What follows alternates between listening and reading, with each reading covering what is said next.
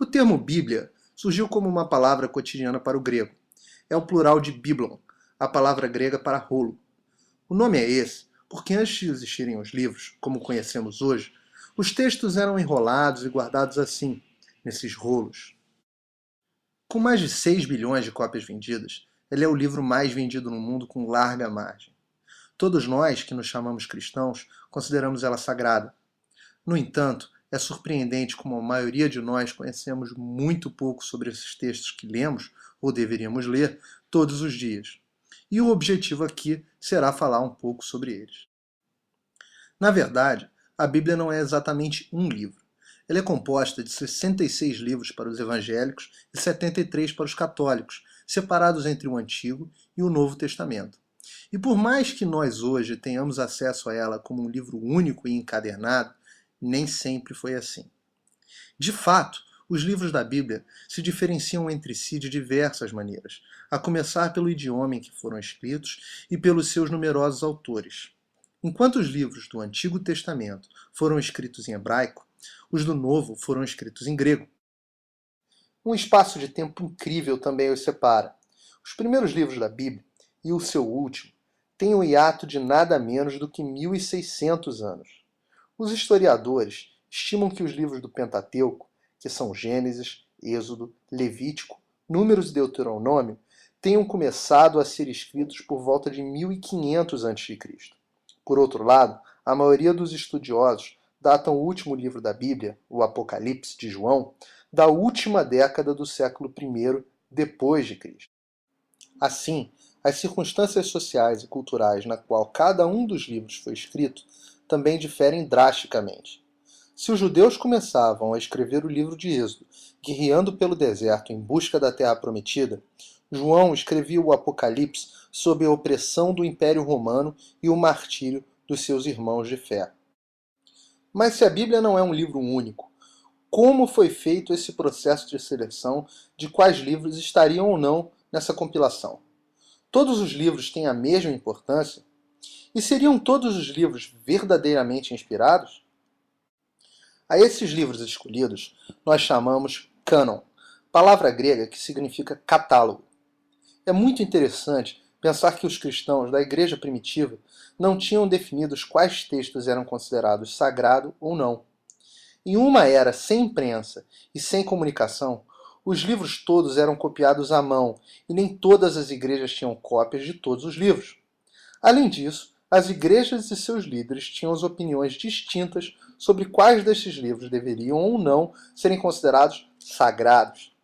Essa definição demorou mais de 200 anos após a morte de Jesus.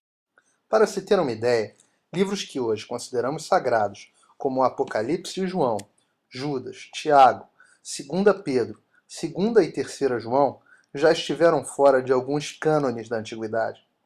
Por outro lado, livros que hoje estão fora da nossa Bíblia e são pouco conhecidos pela maioria dos cristãos, já fizeram parte dos livros considerados inspirados pelos nossos irmãos da igreja primitiva. Muitos crentes do século III leram com afinco e fé textos como O Pastor de Hermas e as epístolas de Policarpo, Inácio e Clemente. O primeiro registro histórico do cânon, idêntico ao que os evangélicos reconhecem hoje como inspirado, só data do ano de 367 d.C., numa epístola do bispo Atanásio de Alexandria. Por incrível que pareça, ainda hoje cristãos do mundo inteiro divergem sobre o seu cânon. A principal e mais famosa dessas divergências é entre os protestantes e os católicos. A disputa limita-se praticamente ao Antigo Testamento, e os católicos incluem na sua Bíblia 7 livros a mais: Tobias, Judite, 1 Macabeus, 2 Macabeus, Sabedoria, Eclesiástico e Baruque, além de pequenos acréscimos aos livros de Salmos e Daniel. Mas as diferenças nas Bíblias de cristãos pelo mundo não limitam-se ao Antigo Testamento. A Bíblia da Igreja Ortodoxa da Etiópia inclui, por exemplo, além do livro de Enoque, o já mencionado Pastor de Hermas. Já a Igreja Ortodoxa Síria desconsidera o nosso Apocalipse de João.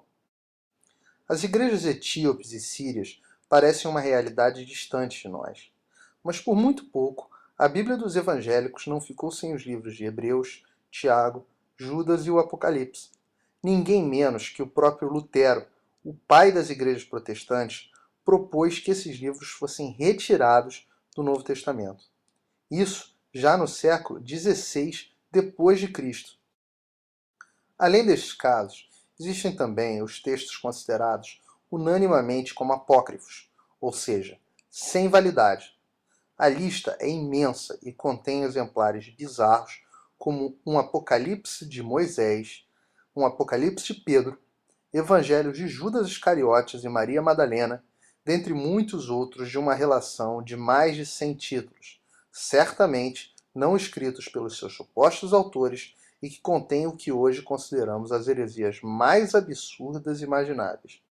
Apesar de tudo, os principais textos bíblicos, como por exemplo os livros históricos dos judeus, os evangelhos ou as epístolas paulinas, são praticamente unânimes e, quando muito, há uma variação de 10% entre os cânones das diferentes formas de cristianismo.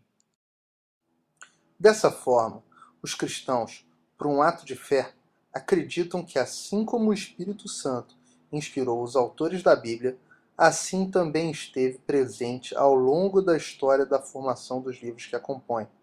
Por isso, acreditamos que conhecer as origens da sua compilação nos ajuda em nossa formação e no nosso entendimento da história da relação entre Deus e a humanidade, sem nunca comprometê-la com a verdadeira palavra e revelação divina.